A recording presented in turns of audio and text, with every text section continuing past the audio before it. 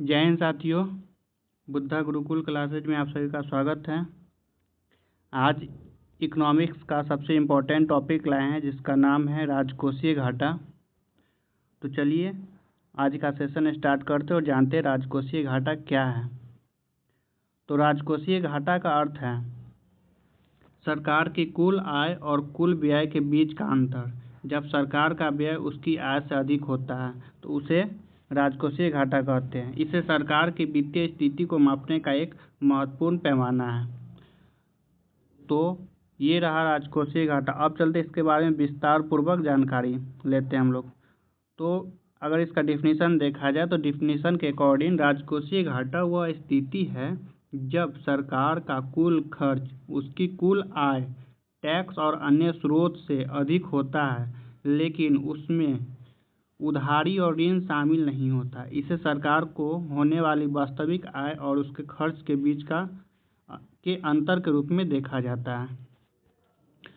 जैसे हम लोग समझ सकते हैं राजकोषीय घाटा अगर निकालना है तो जैसे सरकार का कुल आय 5 रुपया है और व्यय कितना कर रहा है तो 7 रुपया कर रहा है, तो इसको 7 - 5 यानी 2 रुपया क्या है तो राजकोषीय घाटा है। तो इसी को निर्धारित करने के लिए राजकोषीय घाटा निकाला जाता है ताकि सरकार के आर्थिक स्थिति का पता लगा सके।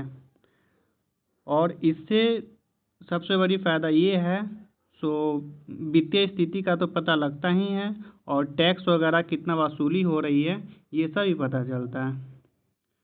तो इसमें आगे देखते हैं, इसमें उधारी और ऋण शामिल नहीं है। जैसे ऋण और उधारी अगर किसी से ले लेते हैं तो इसमें इंक्लूड नहीं किया जा सकता है।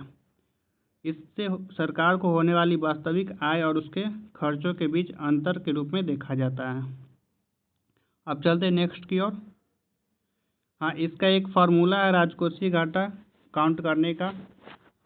जैसे भी आप लोगों को बताए थे राजकोषीय घाटा कुल व्यय माइनस कुल आय, इसमें टैक्स और नॉन टैक्स रेवेन्यू दोनों शामिल हैं। अब चलते हैं इसका मुख्य तत्व देखते हैं। मुख्य तत्व क्या है? कुल व्यय। कुल व्यय क्या होते हैं? तो इसमें सरकार का राजस्व व्यय जैसे वेतन, सब्सिडी, ब्याज भुगतान और पूंजीगत व्यय जैसे इंफ्रास्ट्रक्चर पर खर्च शामिल हैं। यानी ये सब जितना भी व्यय करेंगे उसको बोला जाएगा कुल व्यय। अब चलते हैं नेक्स्ट में कुल आय। कुल आय क्या होता है?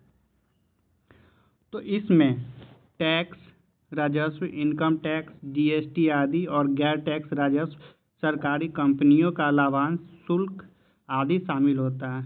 ये सब आय हुआ, यानी जितने भी टैक्स वगैरह हम लोग पेड करते हैं या कंपनी की ओर से जो भी टैक्स लिया जाता है, कंपनी लोग जितने भी टैक्स देते हैं इसको भारत सरकार का कुल आय बोला गया है। अब चलते हैं नेक्स्ट की ओर। राजकोषीय घाटा क्यों होता है? तो इसका सबसे प्रमुख बिंदु ये है कि सरकार की योजनाओं पर अधिक खर्च, जैसे कोई भी योजना ला रहे हैं उस पर अधिक खर्च कर रहे हैं। सब्सिडी और सामाजिक कल्याण योजनाओं में वृद्धि, ठीक है। और तीसरा पॉइंट है टैक्स वसूली में कमी या मंदी।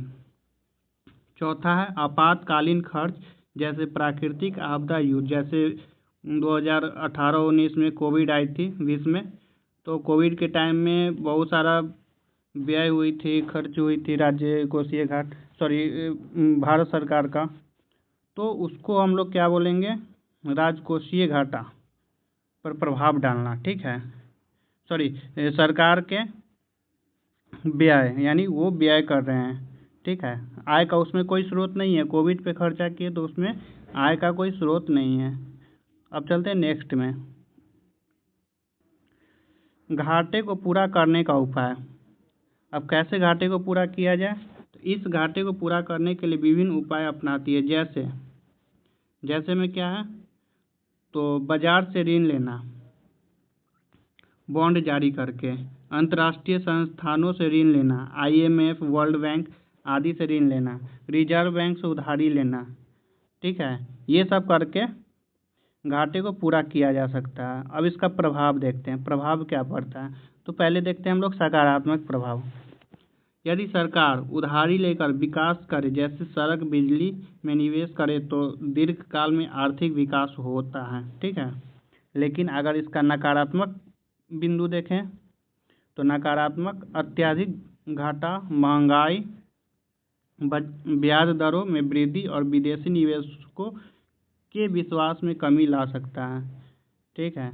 ये सब इसका नकारात्मक प्रभाव है। अब देखते हैं भारत में राजकोषीय घाटा की स्थिति क्या है।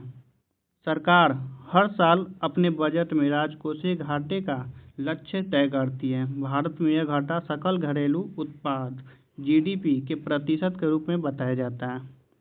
जैसे में उदाहरण के लिए अगर देखा जाए तो अगर राजकोषीय घाटा जीडीपी का 6% है तो इसका मतलब सरकार ने जीडीपी का 6% उधार लिया है।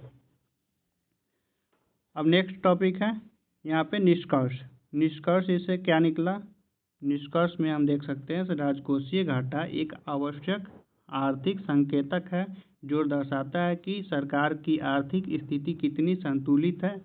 यदि इसे संतुलित रखा जाए तो यह देश के विकास में सहायता हो सकता है, लेकिन अत्यधिक घाटा आर्थिक संकट को जन्म देता है। तो ये था राजकोषीय घाटा से संबंधित महत्वपूर्ण बिंदु और राजकोषीय घाटा क्या है उसके बारे में जानकारी। अगर यह सेशन पसंद आए तो आप लोग लाइक, शेयर और सब्सक्राइब जरूर करें। धन्यवाद।